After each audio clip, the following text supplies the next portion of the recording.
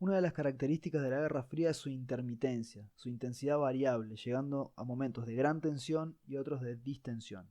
Esto nos lleva a prestar especial atención a su periodización, a su división en etapas. La primera etapa es conocida como Primera Guerra Fría, entre 1947 y 1953, en que finaliza la guerra y muere Stalin. Se trató de una etapa de conflictividad bastante intensa, donde cada potencia buscó definir sus estrategias de lucha y fortalecer sus posiciones en el mundo. Analicemos mejor el periodo.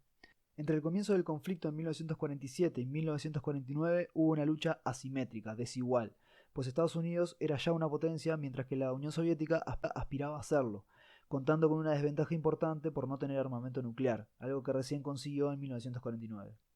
En esos primeros años, la Unión Soviética fortaleció su dominio sobre Europa del Este, y en 1949 dos hechos parecieron darle mayor poder: el desarrollo de armas nucleares y la victoria de los comunistas chinos, que les proporcionaron un poderoso aliado en Asia. Esta fue también la etapa en que Estados Unidos desarrolló su estrategia de contención al comunismo a nivel mundial, y estuvo marcada además por una guerra muy relevante en que el mundo se vio por primera vez al borde del conflicto nuclear, la Guerra de Corea entre 1950 y 1953. Con el fin de la Guerra de Corea y la desestalinización en la Unión Soviética, se abre una etapa de coexistencia pacífica.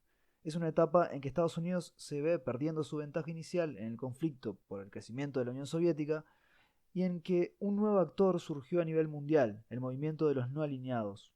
También es la etapa donde las fronteras entre los bloques en Europa se estabilizan, manteniéndose Alemania como un punto de conflicto aún caliente.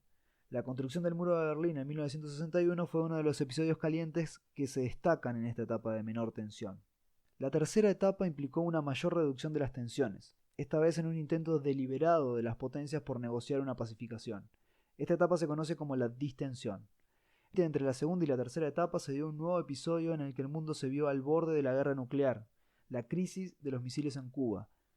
Cuba era el primer aliado soviético en América Latina y una gran amenaza para Estados Unidos dada su cercanía, lo que explica la importancia del conflicto. Las conversaciones entre Kennedy y Khrushchev, que buscaron aflojar las tensiones, llevaron a la etapa de distensión, donde por primera vez las potencias se sentaron a discutir tratados para limitar sus arsenales nucleares, llegando a firmar los primeros acuerdos en Helsinki en 1969 y en la década del 70 los tratados SALT para limitar los misiles atómicos. En esta etapa, el conflicto en Europa se estabilizó completamente. Los 60 fueron los años de explosión de la descolonización, algo que fue visto por la Unión Soviética como una oportunidad de ampliar su influencia y ganar aliados apoyando a los movimientos revolucionarios del tercer mundo. Por esta razón, los episodios calientes de la Guerra Fría se desplazaron en esta etapa hacia África y Asia, teniendo en la Guerra de Vietnam su episodio más importante. El inicio de la intervención en Afganistán y la asunción del presidente republicano Ronald Reagan en Estados Unidos fueron hechos que recrudecieron el conflicto, que aumentaron las tensiones a tal punto que en los años 80 se abre una nueva etapa, la llamada Segunda Guerra Fría, comparada con el periodo 1947-1953 por su intensidad. Reagan buscaba aprovechar la decadencia económica de la Unión Soviética y su enemistad con China para acabar con su enemigo. La asunción de Gorbachov y su política de reformas, la debilidad de la Unión Soviética y los problemas internos del bloque soviético que acabaron desintegrándolo tras la caída del muro de Berlín en 1989, dieron fin a la Guerra Fría y también a la Unión Soviética, que acabó desintegrándose en 1991. Este es el panorama general de las etapas, pero volvamos un segundo a la etapa de la distensión. Dijimos que allí el foco de la Guerra Fría se desplazó al tercer mundo, donde florecieron los movimientos revolucionarios anticolonialistas. Pues bien, es un momento de la historia muy interesante para analizar los vínculos entre la descolonización y la Guerra Fría. Primero es necesario aclarar que la descolonización fue llevada adelante por los movimientos anticoloniales de los territorios dominados, que se rebelaron contra sus metrópolis.